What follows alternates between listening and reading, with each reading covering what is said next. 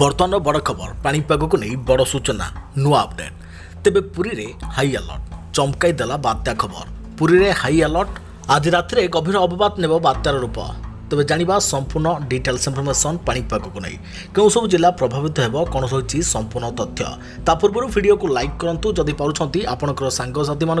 भिडटी को सेयार करनी जदि फ्रेंड्स आपण मैंने आमर ये चैनल नुआ ही वीडियो देखुं पूर्व केबे भी सब्सक्राइब करना तेज निहाती चैनल को सब्सक्राइब करने सहित पाखे आसुवा बेल आइकन को बजाय रखता तेज गभीर अवपात परिणत है लघुचाप आगामी 12 घंटे बात्या आज सका 5:30 बेलर उपग्रह पर्यवेक्षण अनुजाई गतकालीर अवपात घनीभूत हो गभीर अवपात परिणत होइछे आज राति सुधा बात्या संभावना यह गोपालपुर ठारू 970 किलोमीटर और काकिनाड़ ठारू 890 किलोमीटर दूर में केन्द्रीभूत होइछे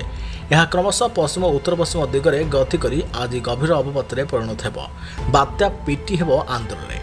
तेबे ओडिशा रे प्रबल वर्षा 28 ରୁ 29 दुई दिन दक्षिण ओडिशा पई बड़ विपद भीषण वर्षा नहीं गंजाम गजपति रायगड़ा कोरापुट मालकानगिरी कलाहांडी और नवरंगपुर को रेड अलर्ट जारी होइछे 80 किलोमीटर बेगर बहिब पवन पर्यटकों सुरक्षा को दृष्टि रखी पुरी प्रशासन नहीं बड़ पदक्षेप 29 तारिख जाए समुद्र जावाक बारण कर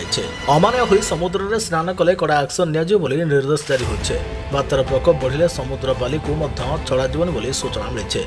संभाव्य बात्या को नहीं अलर्ट रे राज्य सरकार गंजाम गजपति कोरापुट कलाहांडी बालेश्वर समेत 9 जिले में सरकारी कर्मचारी छुट्टी बातिल सुखला खाद्य और औषध महजूद रखा अधिकारी को राजस्व मंत्री निर्देश उपकूलिया लोकों को माइक द्वारा सतर्क कला पुलिस तेज बात्या प्रभाव ओडिशा रे बड़ वर्षा 4 दिन प्रबल अति प्रबल वर्षा नहीं सतर्क सूचना जारी करिछि पाणीपाग विभाग आसुथिया बात्या सीधासलख माड़ हेबनी बोली कहुले भी ओडिशा उपर यार व्यापक प्रभाव पड़िबो प्रबल वर्षा सांग को पवन भी बहिबो पाणीपाग विभाग पूर्वानुमान पर मुकाबला प्रस्तुति होइछंती राज्य सरकार अनेपटे चिंतार पड़ी चाषी संभाव्य बात्यारे प्रभावित हो ओडिशार अधारू अधिक जिला पाणीपाग विभाग आकलन अनुसार राज्य में 27 ରୁ 30 पर्यंत प्रबल अति प्रबल वर्षा हो पारे तेबे 27 रे मालकानगिरी कोरापुट नवरंगपुर कलाहांडी रायगड़ा गजपति और गंजाम जिला को ऑरेंज वार्निंग जारी होता बेले अक्टोबर 28 रे मालकानगिरी कोरापुट रायगड़ा गजपति और गंजाम रे प्रबल अति प्रबल वर्षा संभावना रही सेपरी नवरंगपुर कलाहांडी कंधमाल नयगढ़ खोर्धा और पुरी जिले में मध्यम प्रबल बर्षिब एसत मालकानगिरी कोरापुट रायगड़ा गजपति और गंजाम जिले में पवन बेग अधिक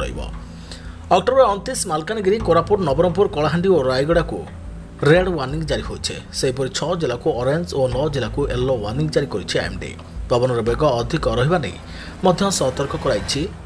तेबे 30 रे मध्य वर्षा लागि रहिबो पाणीपाग विभाग आकलन को नहीं सतर्क होइछंती सरकार एसआरसी समेत प्रभावित होगा जिलार जिलापाल मान सहित आलोचना कर राजस्व मंत्री रिलीफ सामग्री बात्या आश्रय स्थल को प्रस्तुत कर रखा निर्देश देते भूस्खलन प्रभावित अंचल गुड़िक नजर रखा सहित सरकारी कर्मचारी छुट्टी बातिल करपटे बात्या को नहीं चिंतार पड़ी चाषी तरतर हो फसल काटी नेउथुवा देखा मिली समुद्र को न जावाक मत्स्यजीवी को बारण कर